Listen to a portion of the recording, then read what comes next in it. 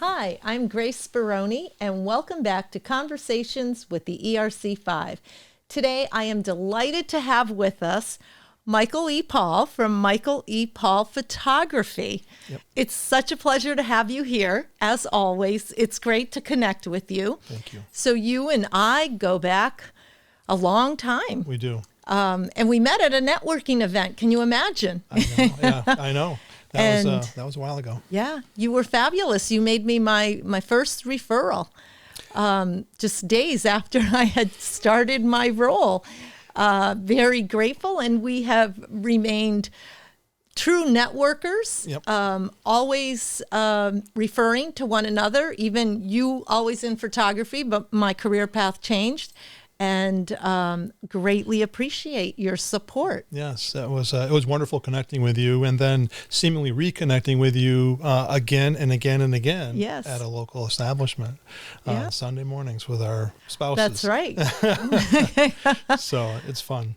It's great. And it speaks to the ERC5 and networking events, or any networking event, Exactly. not just ERC5, the importance of that. Mm-hmm. So we have to put a plug in for that, because networking really does matter. It does. And now tell us about Michael Epaul Photography. So it's interesting. Several people have asked me over the years, how did I get into photography? Yes. And growing up, my dad always took pictures of us, whether it be birthday parties, Christmas, or just events, vacations.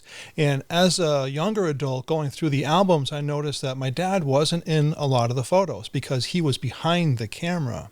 So I got to thinking that it would be nice if someone could take photos for people on their vacations. And as I got older and needed to get a job, I started to dabble in photography and went to college and took photography, and then started to do it for a little bit of money. And then as time went on, I got to thinking, well, I could be that person behind the camera to create these photos for people and to create memories for them. So the entire family is in the photo, not just the family minus mom or minus dad. So that's, in a nutshell, how I got into it, thinking that I could create some amazing photos for families to preserve memories for them. So that's great. Yeah. You just said something. So what's it like to be on the other side of that camera, capturing that moment? So it has brought me to some amazing places that I probably wouldn't have been able to go to if it was just me or me and my camera. So families would hire me to either go to their homes or to travel with them. And we have been able to bring amazing tears of happiness to people when they're seeing their photos in our studio. We put the photos together in a slideshow with music and showcase them for them. And when I see tears on mom and dad or whomever, Mm-hmm. I know that I've struck a nerve with them and I've done my job. Because I do my job for that reason right there, not for the paycheck. Although the paycheck is nice, I do it to try to create something that they normally couldn't be able to do on their own. Right, you capture moments, Truly. very special moments.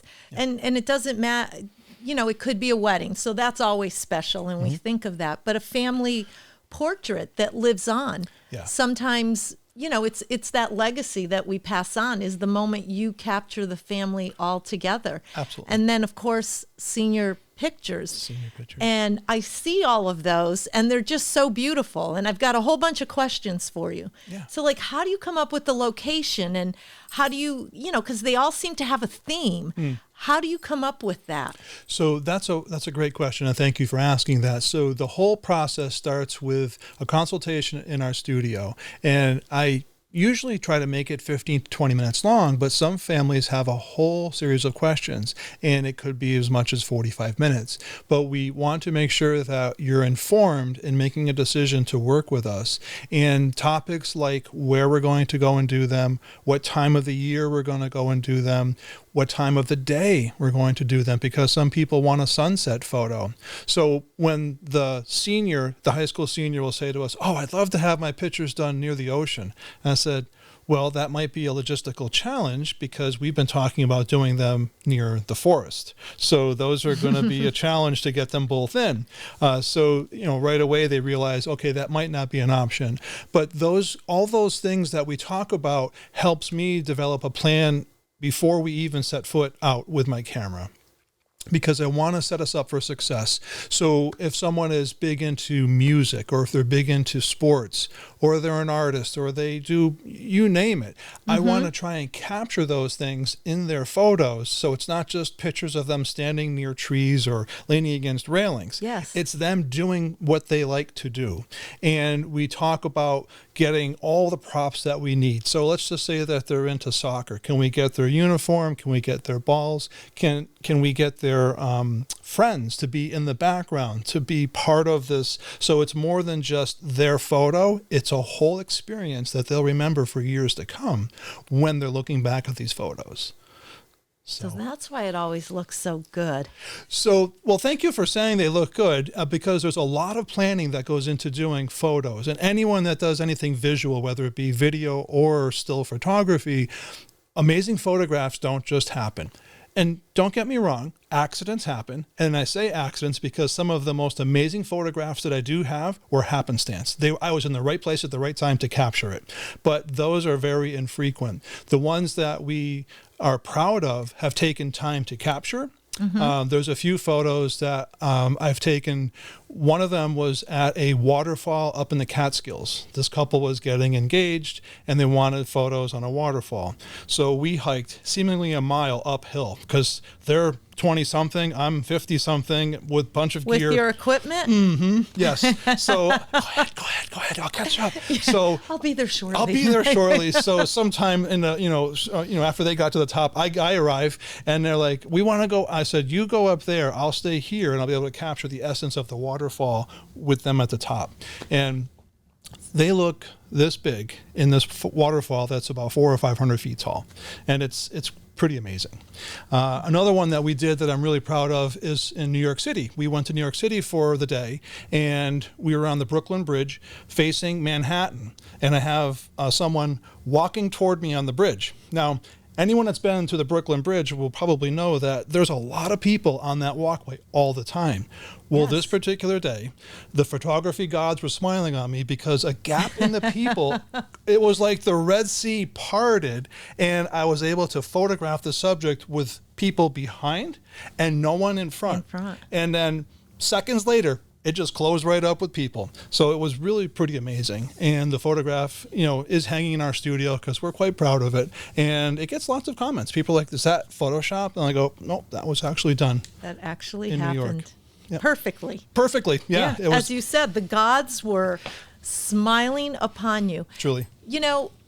All of us, I'll speak for myself. I'm out there with my cell phone and you try to capture pictures and you think, oh, it's so easy. And then you, at the end of the day, when you are going through your pictures, it's like, okay, I took 20 of the same thing and not one of them is usable. Like I messed them all up.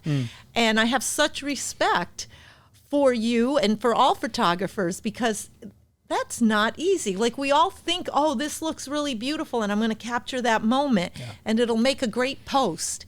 And then I look at it, I'm like, well, so what was I thinking? How come it didn't come out like I had envisioned it? Right. So it has to take a lot of vision and creativity to assess a room or a situation and get it all to come together. So you said a lot of things, and all of those things are photography. To put it in layman's terms and to summarize it in a couple of words, it's painting with light. Photography is nothing more than painting with light. And if you can think about that statement, you either add light to something or you subtract light from something to make it show up or not show up.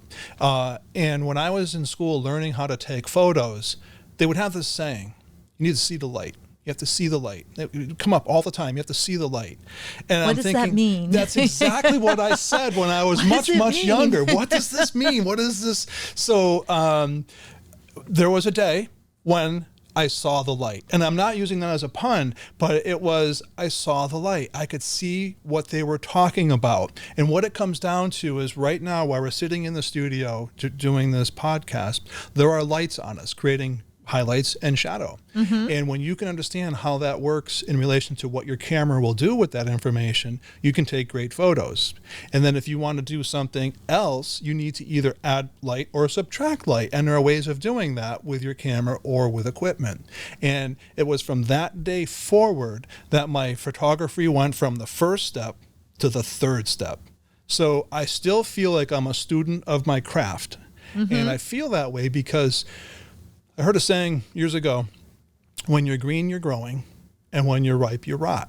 So when you're ripe, think of a tomato, right? When it turns red, the next stage for it is to fall off the vine and go into the soil, the seeds, and it grows into a new plant. Well, I want to be the green tomato, still growing, right? I want to do that. So I continue to look at people's photos for inspiration. I continue to, when I'm looking through magazines, I'm sometimes captivated by an advertisement, the way they've created it with lighting and texture and color or the absence of color. And all those things are ideas that I file away for future work that I can bring to the table for someone that comes in for a consult and says, we have this great idea of doing fill in the blank. And I pull those ideas up. You've got that idea board and you just pull that out. Because sometimes you're waiting for the right subject to do the project.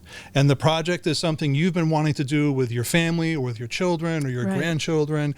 And I had this idea, but not the right person's come to me for the project. And then you come in, I want to do this. We're all dressed in white, and I want to put my newborn grandchild in off-white so they stand out just a little bit. I'm like, oh, I have this great idea. And that's where we'll start talking about what I know and what you want, and we come together on a collaboration, and hopefully we get the project and we get to do, what you want. And then it comes together. And that's what I'm doing wrong.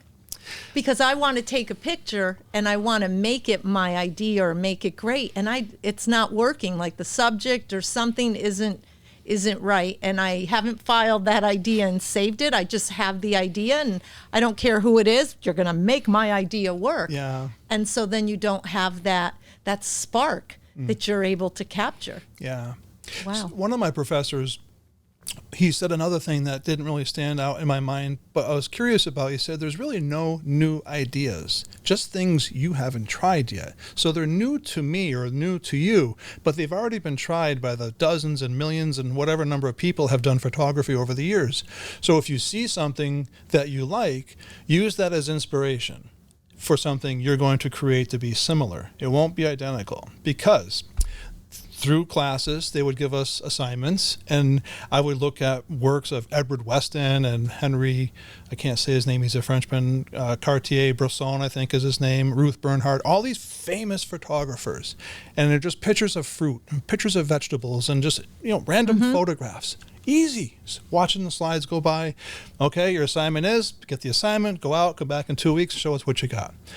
I take dozens of rolls of film. This is back when we were using film. And I develop them, and I look at them, and I go, these look nothing like what we just saw in class. So it gave me, like you, a finer appreciation for what these professionals have taken a lifetime to learn to do and do well. So when they told me, when you see the light and when you can, do certain things with your camera, that's when you're going to go up another step in your ability to take good photographs, and you're going to appreciate the art of photography even more. So if our viewers at home are looking to get in touch with you so that you can help them create that beautiful photo that will speak volumes forever, what's the best way for them to get in touch with you? I think if you're looking to get in touch with us and to see some more of the work that we've done, would be to go to our website, which is Epaul Photo. So it's like eBay, but Epaul, PHOTO.com. And on there, it's a pretty easy menu to navigate, but it's got high school seniors, families. We do some commercial photography. We've got some food photography up there and product photography. So over the years, we've kind of honed our skill. Somebody once said to me, you're better off being an inch wide and a mile deep in what you do, because you can be really good at those things, instead of being a mile wide and an inch deep. Because, how good can you be if you do all these things? Right. So we can do weddings, we can do maternity and babies and things like that, but that's not what our main goal is, to do really good work. Okay. High school seniors, families, events, weddings kind of an event, but we're doing events for, employee appreciations or just... So there's lots of opportunities. There are. So I will have our audience at home contact you. Wonderful. The possibilities are endless for the moments that you could capture, not just some of the things we talked about. So there's much more. Exactly. We'll have them check out your website and get in touch with you. Michael, thank you for making time. Appreciate you being here today. Thank you. I appreciate the invitation. Thank you. And thank you for joining us for Conversations with the ERC5. If you'd like to be our next guest, please go to our website, erc5.com, and sign up today.